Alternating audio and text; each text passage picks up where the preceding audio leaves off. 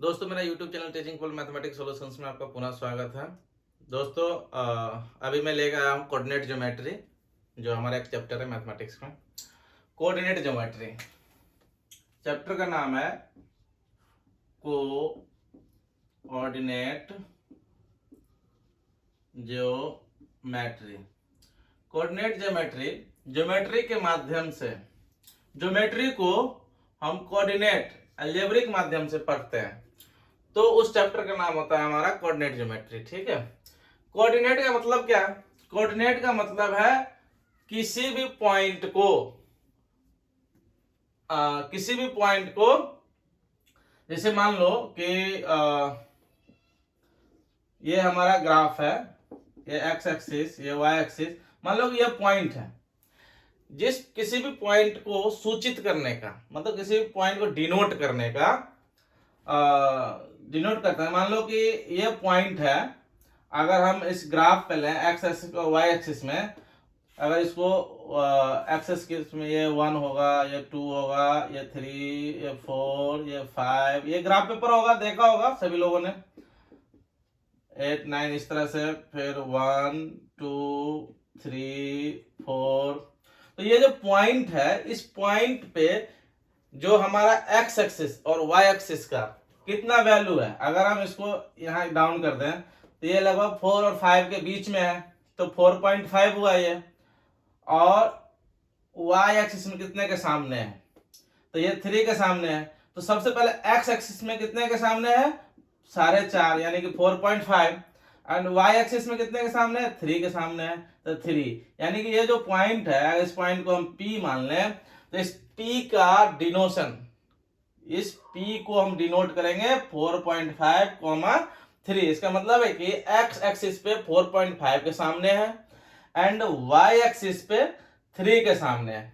तो ये जो पॉइंट P है और इसका जो ये डिनोट किए हम 4.5, 3, यही कोऑर्डिनेट बताता है। किसकी कोऑर्डिनेट? इस पॉइंट की। ये पॉइंट जो P है, इस पॉइंट का नाम P दिए हैं।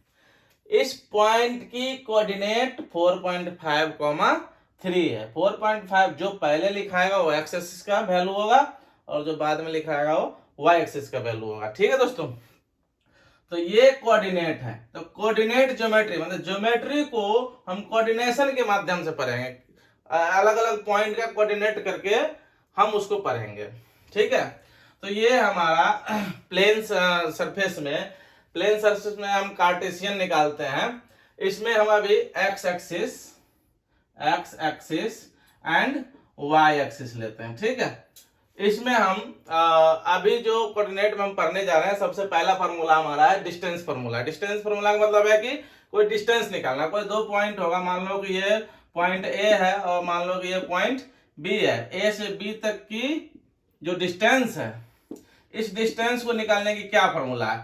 तो हम कोऑर्डिनेट ज्योमेट्री के माध्यम से पढ़ रहे हैं। इसका मतलब है कि पॉइंट ए का कुछ भी कोऑर्डिनेट होगा। मान लो कि यहाँ पर x का वैल्यू, इसको अगर प्लेन सरफेस में डालेंगे तो ये अगर x एक्सिस है और ये अगर हमारा y एक्सिस है, तो ये जो पॉइंट है पॉइंट ए और पॉइंट बी, ये दोनों का कोई ना कोई कोऑर्डिनेट होगा। मतलब कि अगर इसको हम x एक्सिस पे डालेंगे, यहाँ से एक परपेंडिकुलर लाइन, तो ये x के किसी एक वैल्यू पे मिलेगी। मान लो x का वैल्यू क्या है? x1 है, और y के सामने ले जाएंगे तो y का भी कुछ वैल्यू देगा, तो वो वैल्यू कितना है? y1 वैल्यू है। उसी तरह से b का भी कुछ वैल्यू होगा यहाँ पे, x पे भी और y पे भी। ठीक है। तो b का मान लो कि यहाँ पे ये हो जाएगा x2, y2। तो जो हमारा पॉइंट a और b है और इसका कोऑर्डिनेट x1, y1 है और इसका कोऑर्डिनेट x2, y2 है, तो दोनों के बीच की जो डिस्टेंस है वो निकालने का क्या फॉर्मूला है? कि इस कोऑर्डिनेट वैल्यू से हमें डिस्टेंस निकालनी है, दोनों पॉइंट के बीच की दूरी। ठीक है। तो इसको निकालेंगे कैसे? तो ये इसका फॉर्मूला देखते हैं कि मान लेते हैं कि लेटस नो अब हम लोग जानेंगे find the distance between any two points P x1, y1 and Q x2, y2। मतलब है कि कोई एक पॉइंट P होगा और कोई एक पॉइंट Q होगा। ठीक है। P का वैल्यू x1 y1, P का value x1 y1 and Q का वैल्यू x2 y2। ये P x1 y1 मतलब ये जो हमारा पॉइंट है, ये P पॉइंट को, इस पॉइंट का नाम P दिया है और इस पॉइंट का नाम Q दिया है। तो ये जो हमारा है, ये अगर x एक्सिस पर इसको परपेंडिकुलर डालेंगे तो x का कुछ ना कुछ वैल्यू होगा, तो वो वैल्यू क्या है, x1 है। ठीक है। ड्रॉ PR, P से लेके R एक ड्रॉ करना है and QS perpendicular to the x axis, यानी कि PR हमें ड्रॉ करना है P से लेके R और Q से लेके S। कहां ड्रॉ करनी है, perpendicular to the x axis, x axis पे हमें परपेंडिकुलर ड्रॉ करनी है। ठीक है। उसी तरह से a perpendicular from the point P on QS is drawn to the meet it at the point T। अब P से हम क्या करेंगे, इस QS पे, ये S है हमारा, ये R है, ये PR एंड ये है QS। यहां से एक परपेंडिकुलर हम ड्रॉ करेंगे, इस पॉइंट का नाम रहेगा T। ठीक है। अब हम क्या देख रहे हैं, अब हम ये देख रहे हैं कि ये जो P पॉइंट है, इसका इस पॉइंट को कोऑर्डिनेट क्या है, x1 y1, मतलब इस पॉइंट, ये पॉइंट जो है x एक्सिस से x1 की दूरी पे है, यानी कि यहां से x1 की दूरी पे है। ठीक है। और y1 का मतलब है कि ये पॉइंट जो है y एक्सिस पे y की दूरी पे है, यानी कि y1 की दूरी पे है। अगर इसको ऐसे लें तो ये हो जाएगा हमारा y1। ठीक है। यानी कि ये हो जाएगा हमारा y1, ये जितना उतना ही ये होगा। ठीक है। सेम ये जो हमारा Q पॉइंट है, ये Q पॉइंट x एक्सिस पे कितने के सामने है, x एक्सिस पे ये हमारा x2 के सामने है, यानी कि यहां से यहां तक की डिस्टेंस क्या हो जाएगा, x2 हो जाएगा। ठीक है। हमें निकालना क्या है, हमें निकालना है P से लेकर Q तक की दूरी निकालनी है, यानी कि हमें ये निकालना है, हमें डिस्टेंस ये निकालना है P से लेके Q तक की दूरी निकालनी है, ये दूरी निकालनी है हमें। ठीक है। ये डिस्टेंस निकालनी है। इस डिस्टेंस के लिए अब हम देखेंगे तो ये हमारा एक ट्रायंगल बन गया, वो भी कौन सा ट्रायंगल, राइट एंगल ट्रायंगल, क्योंकि ये परपेंडिकुलर हमने डाला था T पॉइंट पे, ये T पॉइंट है, इस पे ये जो हमारा P से लेकर T तक जो लाइन गई है, ये क्या परपेंडिकुलर है, परपेंडिकुलर है। और ये एक राइट एंगल ट्रायंगल में एक परपेंडिकुलर आ जाता है, ये क्या होता है, राइट एंगल ट्रायंगल हो जाती है। तो राइट एंगल ट्रायंगल में अगर हमें ये वैल्यू पता हो और ये वैल्यू पता हो तो हम आराम से हाइपोटेनस निकाल सकते हैं। ठीक है, निकाल सकते हैं ना, निकाल सकते हैं। तो देखो यहां से ये वैल्यू क्या होगा, जो ये वैल्यू है वही ये वैल्यू है। अब ये पूरा हमारा x2 है, x2 हमारा यहां से यहां तक है, और इतना x1 है, ये पूरा वैल्यू में से इसको निकाल दें, माइनस कर दें, ये पूरा वैल्यू x2 है, x2 में से हम ये वैल्यू को निकाल दें इधर वाले, तो जो बचेगा यही वैल्यू बचेगा ना, यानी कि ये क्या हो जाएगा हमारा x2 माइनस x1 हो जाएगा। ये पूरा x2 था, यहां तक x1 है, तो पूरा x2 में से x1 को निकाल दिए, तो बचा हमारा जो ये दूरी बचा, जो क्या हो जाएगा x2 माइनस x1 हो जाएगा। ठीक है। तो ये अगर x2 माइनस x1 होता है तो ये हमारा हो जाएगा x2 माइनस x1। ठीक है, क्योंकि ये और ये क्या है, पैरेलल है। ठीक है। अब सेम देखो, यहां तक हमारा क्या था, y1 था, और इस Q पॉइंट तक कितना था, ये Q पॉइंट तक हमारा था y2। ठीक है। तो ये डिस्टेंस कितना बच जाएगा, ये पूरा y2 है और यहां तक y1 है, तो ये डिस्टेंस कितना हो जाएगा, y2 माइनस y1 हो जाएगा ना। और ये दूरी, ये डिस्टेंस और ये डिस्टेंस क्या है, पैरेलल है। अगर पैरेलल है तो ये y2 माइनस y1 यहां से यहां है, यहाँ से यहाँ है, तो हमारा ये डिस्टेंस जो यहाँ से यहाँ है वो क्या हो जाएगा, y2 माइनस y1 हो जाएगा। ठीक है, ये जो Q पॉइंट है इस पे कितना है, y2 है, यानी कि y एक्सिस पे y2 वैल्यू है, और यहां तक कितना था, यहां तक हमारा y1 था, तो y2 ये पूरा में से इस y1 को निकाल दिए तो क्या बच गया हमारा, y2 माइनस y1 बच गया। अब देखो, अब पाइथागोरस थ्योरम से हम आराम से PQ निकाल सकते हैं। ठीक है, तो now applying the Pythagoras theorem, now applying the Pythagoras theorem। अब Pythagoras theorem in triangle, right angle triangle लिखो, in right angle triangle. Right angle triangle का क्या नाम हो जाएगा, PQT लिखो, या QT P लिखो, PTQ लिख देते हैं। ठीक है, right angle triangle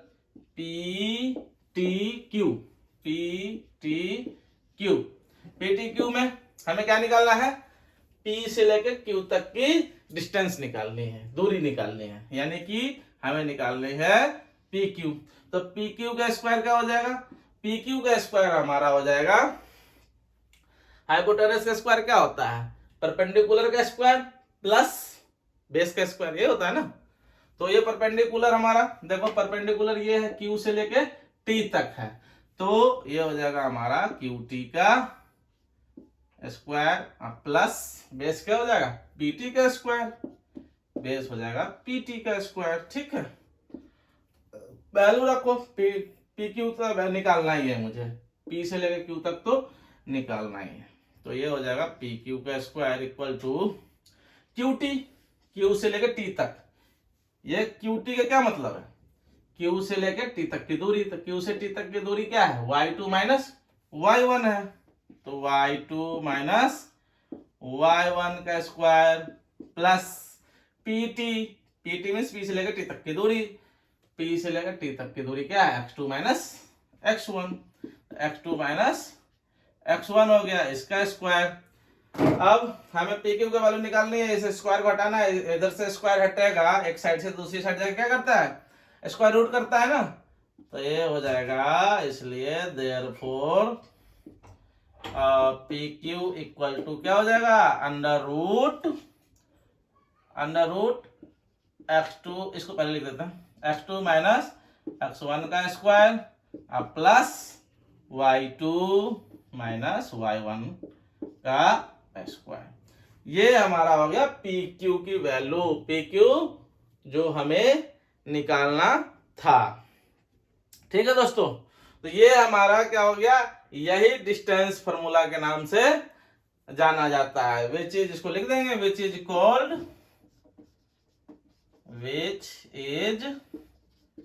called distance formula.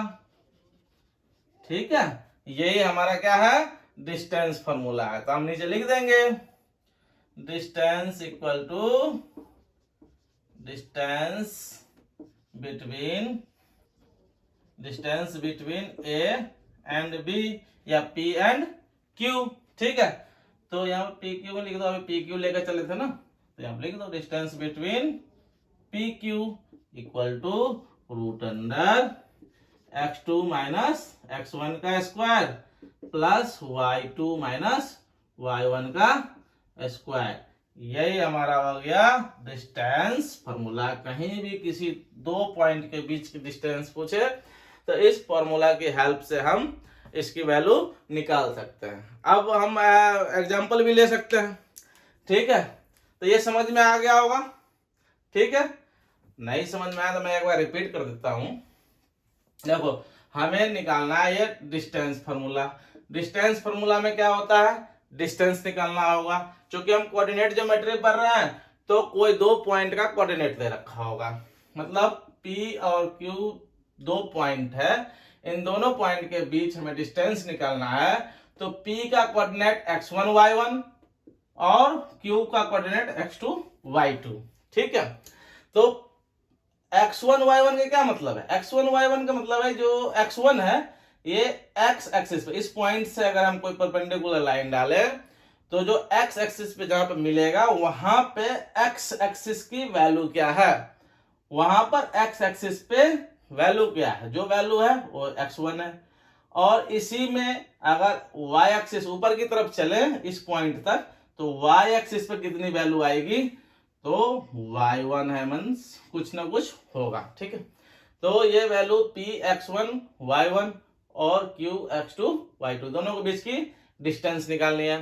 Distance निकालनी है तो हम यहां से परपेंडिकुलर लाइन खींच दिए, तो ये दूरी कितना है हमारा x1, फिर यहां से एक परपेंडिकुलर खींच दिए, ये दूरी कितना है हमारा x2 है। ठीक है, हमें अब p से ये qs पे, P से QS पे एक परपेंडिकुलर लाइन खींच दिए T पॉइंट पे।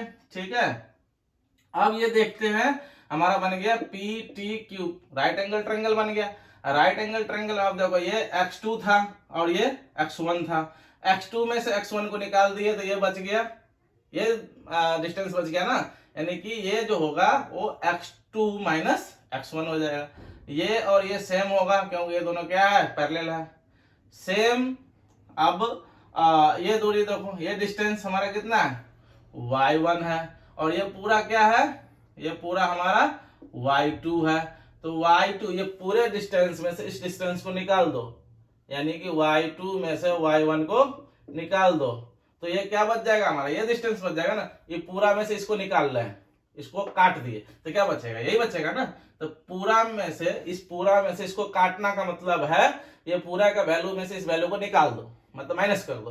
तो पूरे का वैल्यू था y2, उसमें से हम ये y1 को निकाल दिए, माइनस कर दिए, तो ये हमारा y2 माइनस y1 ये वैल्यू हो गया और x2 माइनस x1 ये वैल्यू हो गया। ठीक है, अब पाइथागोरस की हेल्प से, पाइथागोरस थ्योरम में राइट एंगल ट्रायंगल में हम जानते हैं कि हाइपोटेनस का स्क्वायर क्या होता है, बेस का स्क्वायर प्लस परपेंडिकुलर का स्क्वायर। ठीक है, तो यहाँ पे QT है, यानी कि QT परपेंडिकुलर और ये क्या हो गया बेस, तो परपेंडिकुलर का स्क्वायर प्लस बेस का स्क्वायर इक्वल टू हाइपोटेनस का स्क्वायर।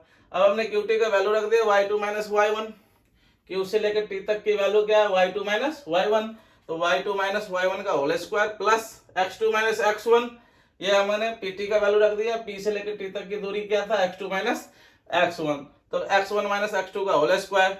अब देयरफॉर इधर से स्क्वायर हटाएंगे क्योंकि हमें इधर PQ का वैल्यू निकालना है, तो PQ को हम इधर ही रख लिया, स्क्वायर को इधर से हटाया, इधर क्या कर दिया अंदर रूट कर दिया।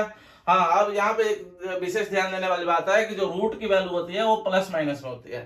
ठीक है, तो चूंकि ये डिस्टेंस फॉर्मूला है और डिस्टेंस कभी भी माइनस में हो सकती है, अगर कोई डिस्टेंस ना हो तो क्या होगा जीरो, कोई डिस्टेंस नहीं हो तो क्या हो जाएगा जीरो, उससे भी कम कोई डिस्टेंस हो सकती है, माइनस में कोई दूरी नहीं हो सकती है, जीरो से भी नीचे कोई दूरी होगा नहीं होगा। अतः ये जो प्लस माइनस अंदर रूट होता है, रूट की वैल्यू क्या होता है प्लस और माइनस दोनों में होता है, लेकिन हमें जो डिस्टेंस फॉर्मूला है वो केवल और केवल किस में आएगा प्लस में, क्योंकि डिस्टेंस हमेशा किस में होती है प्लस में। अगर कोई डिस्टेंस माइनस में निकल रहा है इस फॉर्मूला से तो माइनस वाले वैल्यू को छोड़ देना है। ठीक है, माइनस वैल्यू हमें डिस्टेंस में नहीं लेना है। ठीक है दोस्तों, तो ये हमारा डिस्टेंस फॉर्मूला है। अगर एग्जांपल के रूप में लेना चाहें तो एग्जांपल एक ले सकते हैं कोई भी। ठीक है, मान लो कि हमें डिस्टेंस निकालना हो, कोऑर्डिनेट PQ का ही है, कोई दो पॉइंट है जिसका पॉइंट की वैल्यू है मान लो 4 6 और 6 8। चलो इसको मिटाते हैं। ठीक है,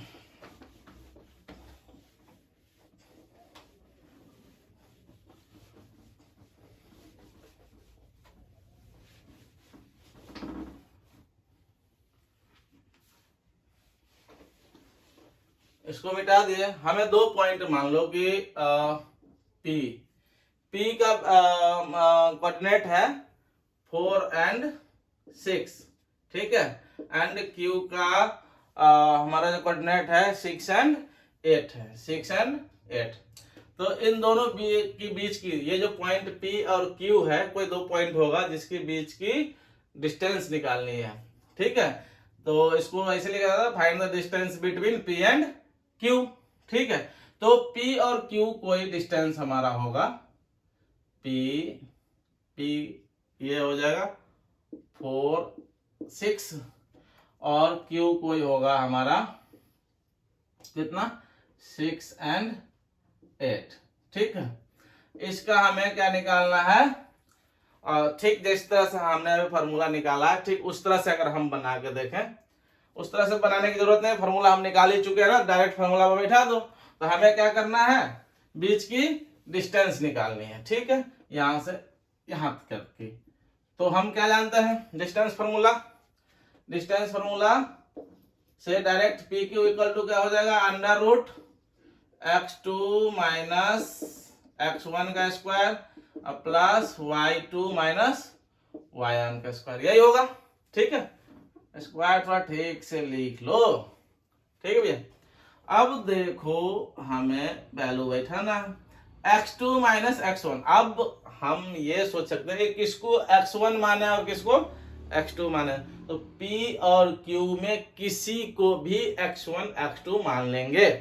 अगर इसको हम x1 मानेंगे तो इसी को y1 मानना पड़ेगा। ठीक है, इसको x1 मानेंगे तो इसको y1 मानना पड़ेगा। ठीक है भैया, जरूरी नहीं है कि यही हमारा हमेशा x1 y1 होगा, ये हमारा x2 y2 होगा। हम किसी को भी x2 x1 ले सकते हैं। ठीक है, तो हम क्योंकि जो बड़ा वैल्यू है ना, जो बड़ा वैल्यू है उसी को हम x2 y2 मानेंगे, क्योंकि हमें कहाँ घटाना है, x2 में से x1 घटाना है। जनरली x2 माइनस x1, तो जो बड़ा वैल्यू होगा उसको x2 मानना। ठीक है, बाकी किसी में से किसी को घटा सकते हैं। तो ये हमारा x1 y1 है, ये हमारा x2 y2 है। हमें निकालना है फॉर्मूला में क्या है, x2 माइनस x1, तो x2 हमारा ये है, तो 6 माइनस x1 ये है 4, इसका square plus y2 minus y1। अब y2 हमारा हो जाएगा, इसको x2 माने थे ना, तो इसको y2 हो जाएगा, तो y2 हमारा हो जाएगा 8 माइनस y1 6 का स्क्वायर। ठीक है, अब ये 6 में से 4 गया, कितना हो जाएगा 2 का स्क्वायर प्लस 8 में से 6 गया, ये कितना हो जाएगा 8 में से 6 गया तो 2 का स्क्वायर। अब ये कितना हो जाएगा अंडर रूट 2 का स्क्वायर 4 प्लस 2 का स्क्वायर 4, ये क्या हो जाएगा अंडर रूट 8, और इसको सॉल्व करोगे तो 2 इंटू 2 इंटू 2, ये 2 बाहर निकल जाएगा, तो ये हो गया 2√2, जो भी यूनिट होगा। ये हमारा हो गया distance between P and Q, कितना वैल्यू निकला 2√2।